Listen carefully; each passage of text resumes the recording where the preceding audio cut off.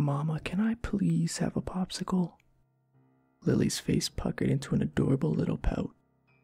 At just 4 years old, she was quite persistent and knew just how to be persuasive with her mother when she didn't have her way. Her baby blues widened as she heaved another desperate prompt between her puffed, rosy cheeks. Please, Mama, I really want a popsicle. I sighed. There was nothing more that I could do. It was the 5th time that I had told her that dinner was supposed to come first. She hardly ate as it was, though I had read somewhere that toddlers typically have a much smaller appetite, especially during the summer when the heat is overbearing. It was a rather muggy afternoon, and I figured that hydration would be at least one benefit to this sweet, frozen treat. Regardless, as a parent, it was hard not to worry about whether she was getting adequate enough nutrition. Well, I can't force her to eat, I told myself. At least she'll be getting electrolytes, right? After arguing the matter with myself, more so than Lily, I think, I reluctantly trudged over to the freezer. What color would you like, Lily?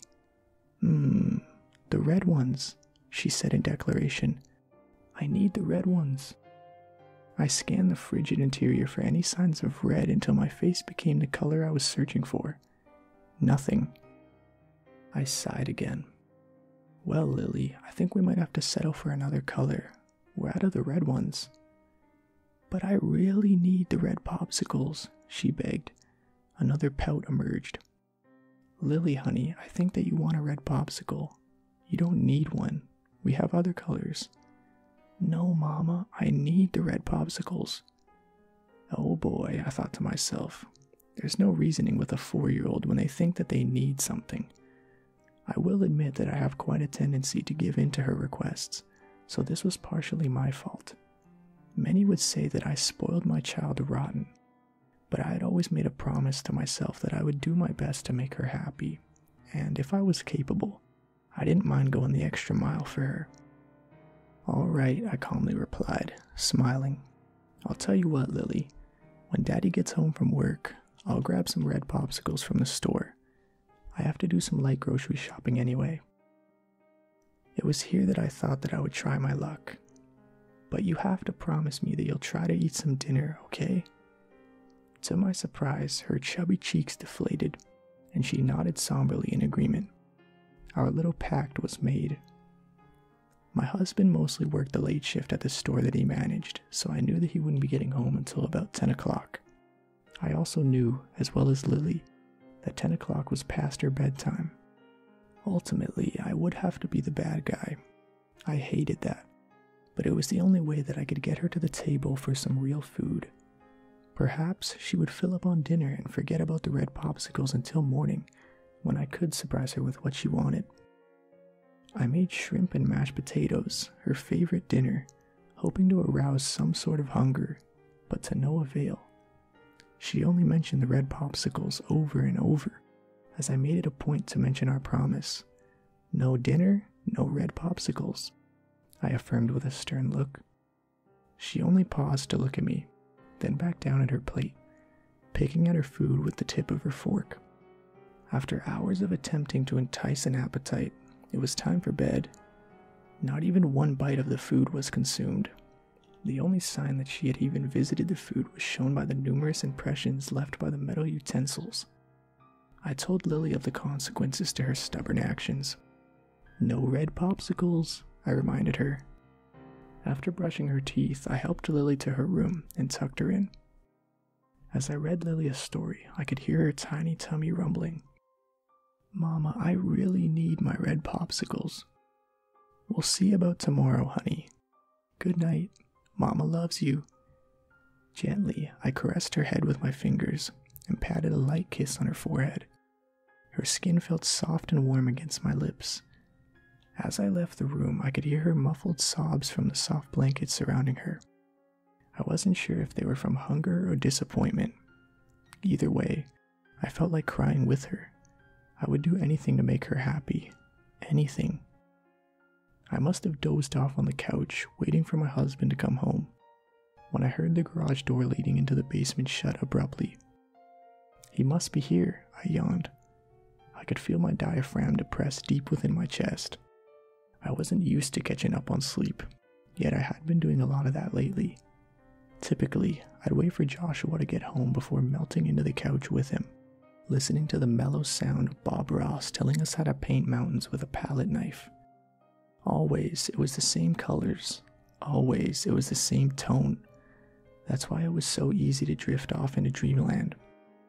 It was only due to a recent bout of severe depression that I had been experiencing unusual sleeping habits and, at times, unbearable headaches. Medication was a consideration, but I never felt the need to take a drug when I could muster coping with the symptoms myself.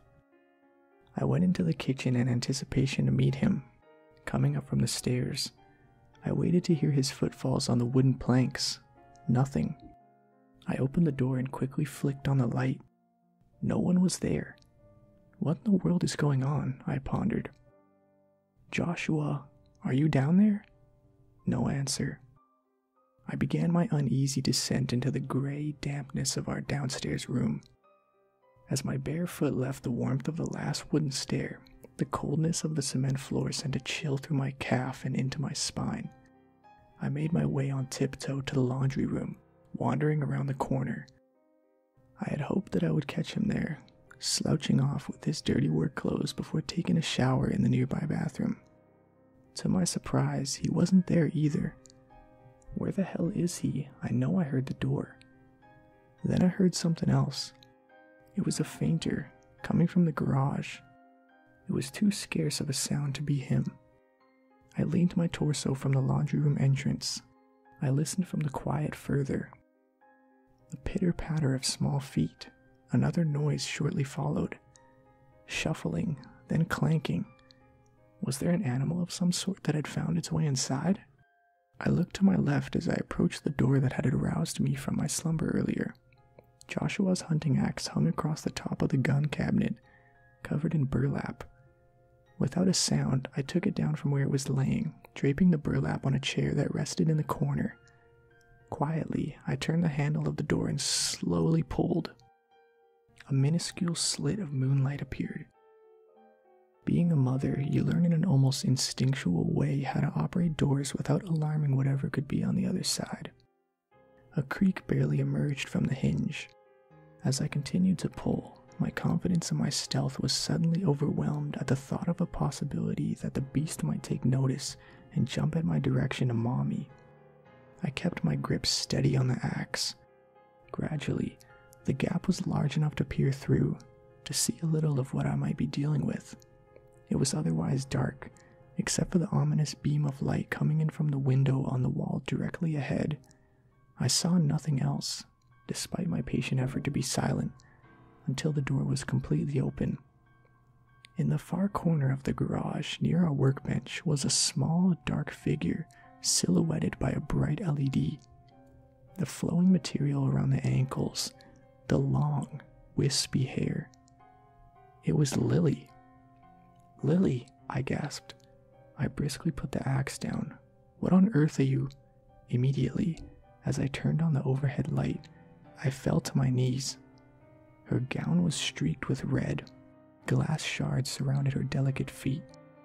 She held something red in her dainty fingers, tilting her head slightly as she lifted it to her petite lips. An intense throbbing wave of ache emanated from my brain. I had forgotten about those vials. When we planned our family, Joshua and I, we decided to keep those in a small cooler in our garage for emergency situations, for identification and such purposes if anything should ever happen to us. I guess I had forgotten because we had never had to think about it until recently. Normally, that cooler was locked, but the lock was removed about a week prior when we had an accident. It was our blood. Mama! The voice was gurgling and almost recognizable. It was Lily, but it wasn't her. I found the red popsicles. Immense pain welled up inside of me, overflowing, stinging my eyes with hot, helpless tears. I watched, unable to move, as she took another. I could hear the nauseating crunch of the slush in her mouth. When did this happen? How? What's happened to my little girl? The cooler door, the accident, She was impaled through the stomach when that truck slammed into us head on. She needed a transfusion. The voices of her doctor became audible once again as my mind tortuously twisted itself. AB positive is hard to find. It was her only chance, her last chance. I glanced over at the axe on the floor. "Mama." The voice deepened and distorted even more with the elongated, almost taunting word. "The red ones are gone. I need the red popsicles." It was my fault. I've always tried to make her happy. Perhaps always was too much, after all. I have spoiled her. Rotten. It was everything that I could muster to hold that axe in my hands. If I was capable, I didn't mind going the extra mile for her. Just then, a sharp sound came from the ceiling above. The chain belt lifted the heavy, trifold carport entrance. Daddy was home. The axe became heavier and heavier in that moment, as if I had been holding it there for an eternity. My heartbeat danced with the rhythm of the mechanism above. Just then, Lily's head was yanked backwards unnaturally, jolting her glare to me. The innocence of her face was marred with the coagulated red of her deed, slowly dripping from the nub of her small chin. Singular droplets wrote the story of her binge, as they fell in lines down her porcelain neck. It was as if a doll's face were dipped in crimson candle wax, melting away the childlike facade, only to replace it with a hellish abomination. The deep blue eyes that conveyed drama so well were empty, void from all emotion. What was I to do? The slam of the car door was accompanied by the hurried shuffle of my husband's shoes. The noises echoed against the cold, stone walls before escaping into the night. Like an on and off switch had been flipped, his quickened pace became a dead stop. Joshua was directly between us, Lily and I.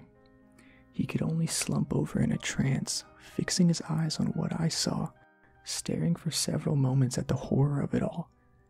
"What the hell is that?" he finally asked. "That's our little girl," I murmured. "Honey, please. We buried her days ago, remember? She's gone.